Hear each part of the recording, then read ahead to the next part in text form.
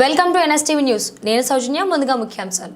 కరీంనగర్ పట్టణ స్థానిక సాలినగర్ ప్రాంతంలోని త్రినేటి జూనియర్ కళాశాలలో మంగళవారం ఉదయం 5 గంటల సమయంలో సుమారు 20 మంది సీనియర్ ఇంటర్మీడియట్ చదువుతున్న విద్యార్థులు జూనియర్ విద్యార్థిని చితకబాదినట్లు స్థానిక కొత్తపల్లి పోలీస్ స్టేషన్ పిటిషన్ దాఖలు చేసినట్లు విద్యార్థి యొక్క తండ్రి నగేష్ తెలియజేశారు.